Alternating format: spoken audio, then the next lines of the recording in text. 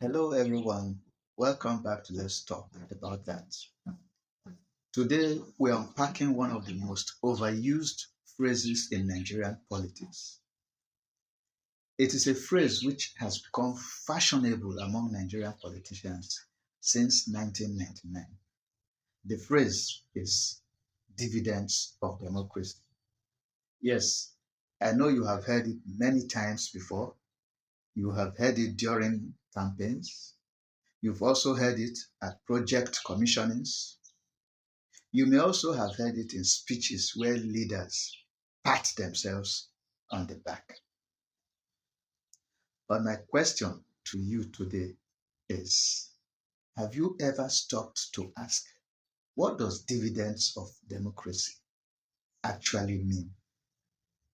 Because if you listen to the way it is used in Nigeria by politicians, you would think that democracy's wonderful dividends simply mean one borehole or a classroom block or maybe 100 bags of rice. Or as we saw recently in one state, motorcycle tires or tubes, or even local earthenware pots. You know, those types that our mothers use back in the village. So today, let's talk about that.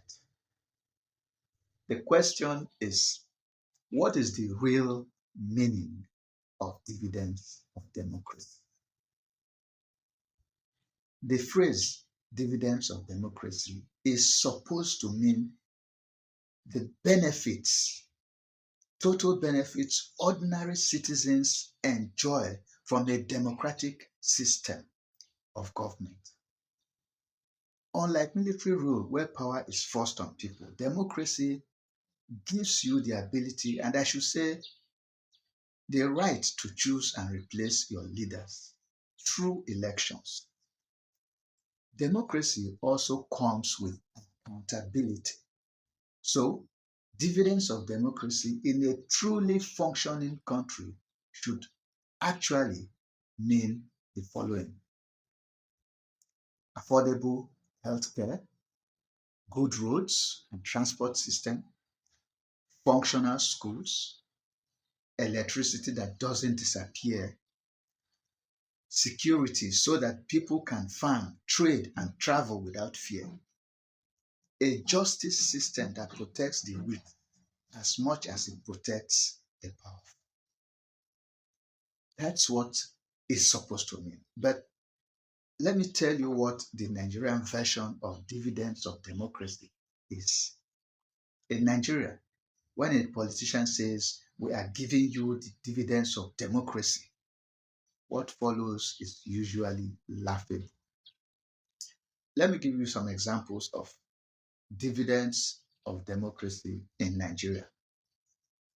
One, a ribbon cutting ceremony for a borehole that may even stop working after the ceremony.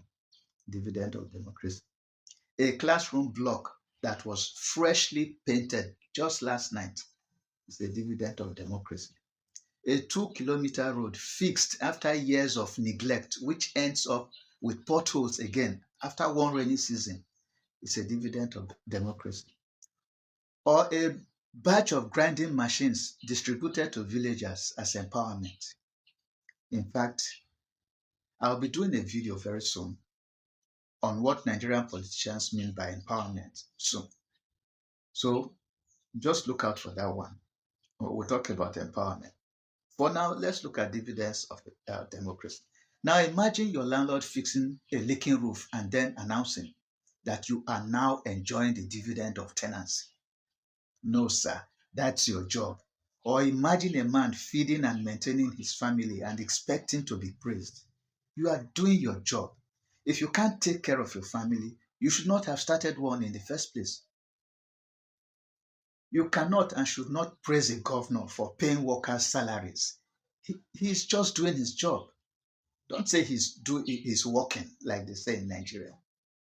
Yes, people need water, schools, and empowerment.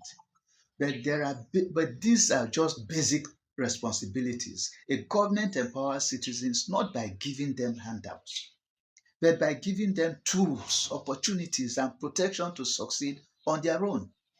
Real or true empowerment should create an environment where people can stand on their feet, build better lives, and reach their full potential.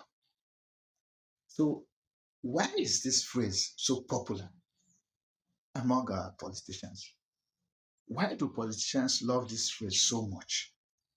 The simple reason is because it sounds grand. It makes even the smallest action look like an achievement.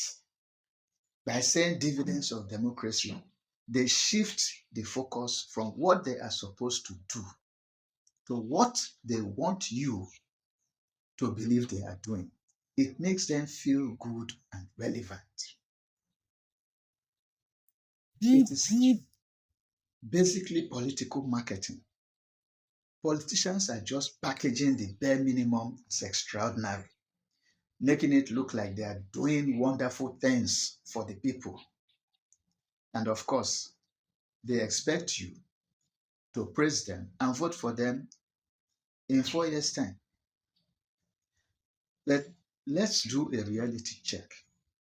Now, if democracy's dividends are supposed to be enjoyed by the people, then look around you. How many Nigerians are really feeling those dividends? What exactly are you enjoying as a Nigerian? We still have millions of unemployed people. Healthcare is so expensive that many people avoid hospitals. Power supply, of course, is unreliable. Security challenges persist. Food prices rise faster than salaries. If those are the dividends, my dear, then the check has clearly bounced. Here's the real issue. The phrase should not be a cover for underperformance. Leaders shouldn't wait until election season to suddenly remember the people. True dividends should be visible everywhere, every day, in hospitals, schools, markets, and homes. And citizens too must stop clapping for the bare minimum. When we accept a borehole as a dividend of democracy, we lower the standard. When we celebrate sewing machines as an index of development, we send the wrong message. Democracy works best when people raise their expectations and demand more. So, next time you hear dividends of democracy, just pause.